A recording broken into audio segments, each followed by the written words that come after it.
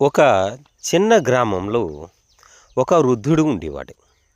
అతనికి ఒక చిన్న నూనె దీపం ఉండేది. ప్రతి సాయంత్రం అతను ఆ దీపాన్ని వెలిగించి తన ఇంటికి కిటికీ దగ్గర పెట్టేవాడు.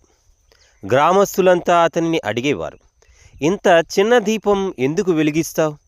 ఇది మొత్తం గ్రామాన్ని వెలిగించును లేదు కదా. వృద్ధుడు చిరునవ్వుతో మౌనంగా ఉండేవాడు.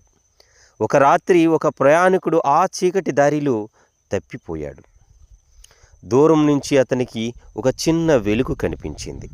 ఆ చిన్న దీపమే అతనికి గ్రామానికి చేరే దారిని చూపించింది.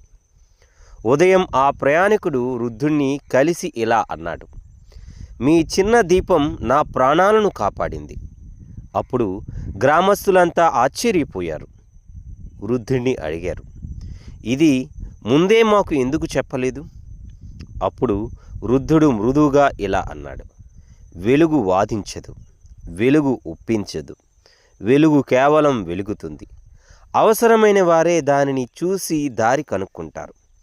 ఆ రోజు గ్రామస్తులు ఒక గొప్ప సత్యాన్ని గ్రహించారు. ఆధ్యాత్మిక జ్ఞానం ఒక దీపం లాంటిది. బలవంతంగా చెప్పాల్సిన అవసరం లేదు. ముందుగా మనం జీవించాలి. అవసరమైన వారు స్వయంగా దాని వైపు వస్తారు.